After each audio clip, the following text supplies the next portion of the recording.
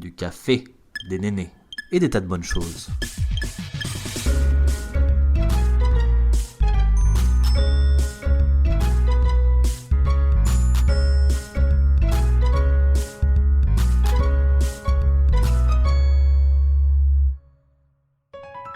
Bienvenue à tous sur Café et Néné.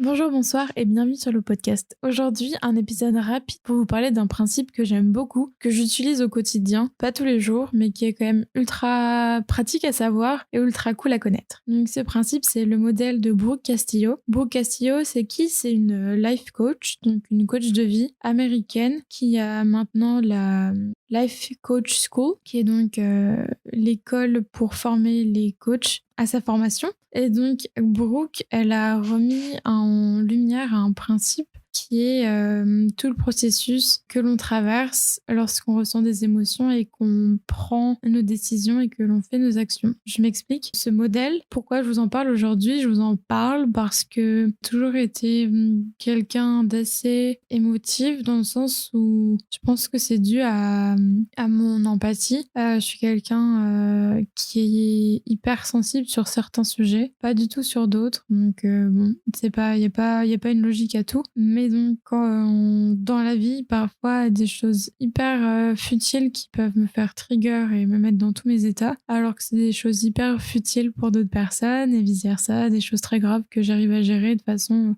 très adulte et très mature, surprenamment. Et du coup, c'est un principe que j'ai découvert par le biais d'un podcast qui s'appelle Change ma vie. C'est Clotilde Dussoulier, Clotilde sans H, qui tient ce podcast. Et en gros, ça fait déjà un moment qu'elle en parle, c'est qu'elle met en avant ce principe qui permet tout simplement, de façon grossière, on va dire, de transformer ses émotions négatives en émotions positives. Donc, si, comme moi, vous êtes quelqu'un d'hypersensible sur certains sujets, donc ou quelqu'un qui a une forte empathie, c'est hyper pratique pour, moi, je dirais, pour un peu neutraliser les émotions négatives qui peuvent arriver au cours de la journée. Donc, le modèle de Brooke, il raconte pas grand-chose, c'est juste des initiales qui, donc c'est un anagramme qui permet en fait de poser les mots, de un peu rentrer les choses dans des cases, tout simplement. Donc je vais vous expliquer. En gros, le modèle de Brooke qui commence dans ce sens-là. Il commence par la lettre C, qui sont les circonstances. Les circonstances, c'est quelque chose de neutre. C'est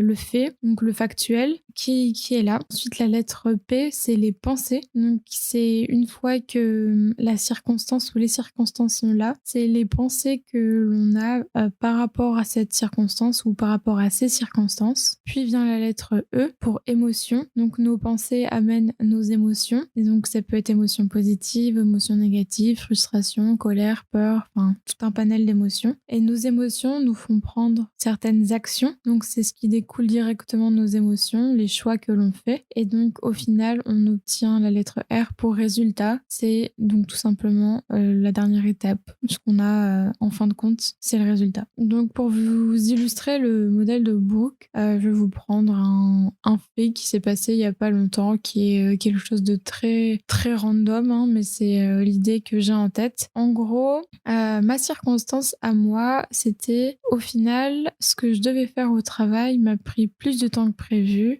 pour diverses raisons. Donc les circonstances, c'est je ne vais pas finir mon travail à l'heure à laquelle je l'aurais souhaité. Or, je devais aller chez le médecin et le médecin de la femme. Et ce médecin de la femme m'appelle et me dit, en gros, je ne peux pas assurer le rendez-vous, veuillez l'annuler et veuillez en reprendre un autre. Et donc, moi, j'étais face à deux choses. Donc, circonstance numéro 1, je vais finir plus tard mon travail à cause de d'autres choses qui n'étaient pas liées à moi. Deuxième circonstance, j'ai en plus mon rendez-vous auquel je devais aller juste après qui est annulé. Mes pensées à moi, ça a été ah bah c'est sympa, le médecin de la femme il veut pas me voir, c'est hyper cool, c'est pas pro. Les premières pensées qui me passent par la tête, hein. C'est pas pro, imaginons que si jamais c'était pas un rendez-vous, comme on dit, une visite annuelle, mais que c'était un truc grave, ça aurait pu. Du coup, c'est pas important, etc. Seconde pensée, je vais finir le travail tard, c'est pas cool, ce sont des choses qui n'étaient pas techniquement... Enfin, j'aurais pas dû finir tard si ça avait été fait.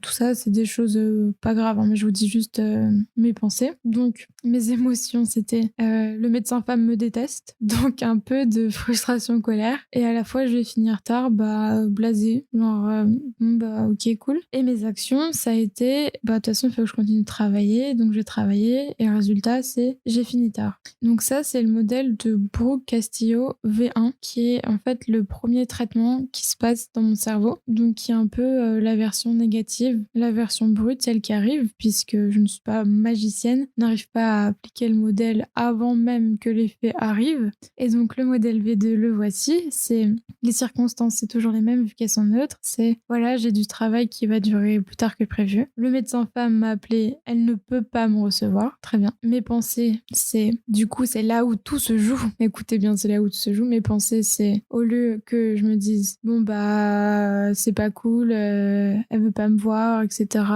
Et sinon c'était pas de ma faute, pourquoi je finis plus tard ou des choses comme ça, c'est du coup si j'ai pas mon rendez-vous chez la femme médecin, je vais finir mon travail en l'occurrence quand même moins tard, ou du moins je n'aurai pas retravaillé en rentrant du médecin. Donc certes, je finirai tard, mais moins tard que prévu. Mes émotions, dans ce cas-là, c'est, je sais pas si la motivation est une émotion, je pense pas, mais bref, c'est un peu un mood motivé en mode ça va, je vais pas finir si tard que ça, donc je sais ce qu'il me reste à faire, je sais ce que je dois faire, c'est bon. Donc j'y vais motivée, j'y vais franco. Mes actions, je me mets franco au travail. Et résultat, j'ai fini plus tôt que si j'avais dû aller chez le médecin. Et j'ai fini plus tard que si tout ça n'était pas arrivé. Mais donc, résultat, je suis j'ai des émotions ni négatives ni positives. J'ai fini ma journée de travail et c'est neutre. Donc voilà, c'est pas l'exemple le plus fifou, mais c'est un vrai exemple au lieu de vous faire un exemple avec la pluie et le beau temps,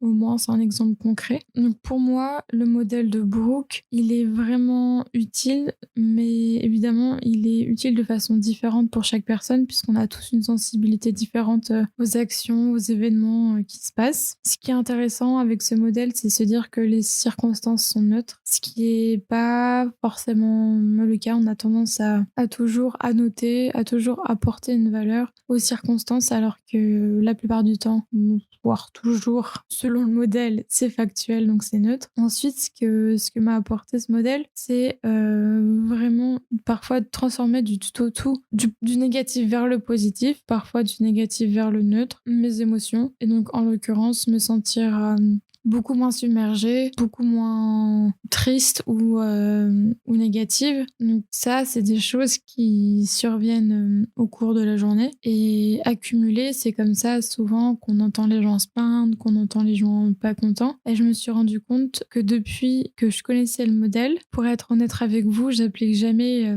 toute la grille que je viens de vous dire, qui est C, les circonstances, P, les pensées, E, émotions, A, action, R, résultat. Dans ma tête, moi, le modèle de Brooke Castillo, c'est concentre-toi, qu'est-ce qui vient de se passer? Ok, c'est passé ça. Ok, qu'est-ce que je ressens? En l'occurrence, je sais ce que je le ressens, je me pose pas la question. Ok, mais comment est-ce que je peux tirer du positif de cette situation? C'est exactement cette phrase qui, pour moi, résulte du modèle de Brooke Castillo, c'est comment est-ce que je fais pour transformer cette émotion négative en émotion positive, puisque de toute façon, la circonstance, elle est là. Donc, autant que j'en tire du positif ou autant que j'arrive à ramener ça de la neutralité plutôt que de la négativité. Et donc, c'est quelque chose qui permet quand même beaucoup d'alléger sa charge mentale et d'améliorer son état d'esprit au quotidien. En fait, moi, c'est vraiment à partir du moment où je me suis rendu compte que j'étais toute seule face à mes émotions. Et c'est aussi le concept qui est complémentaire du fait que c'est nous qui nous infligeons, entre guillemets, nos émotions. C'est pas quelqu'un d'autre qui vient nous donner nos émotions. On est le propre créateur de ces émotions. Et donc, on on a ce rôle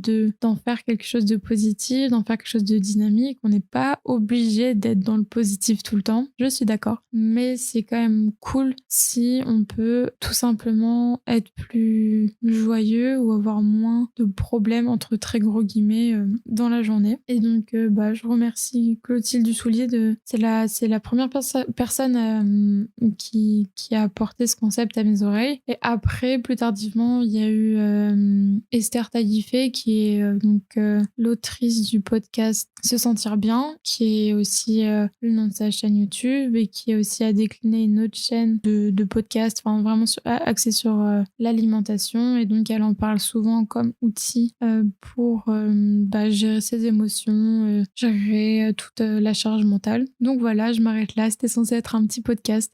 C'était juste pour vous livrer ce concept que je trouve hyper intéressant. N'hésitez pas à aller voir ou écouter les podcasts de Clotilde, du coup du podcast Change ma vie, et Esther du podcast Se sentir bien. Voilà, je vous remercie beaucoup de m'avoir écouté jusqu'ici et je vous dis à très vite.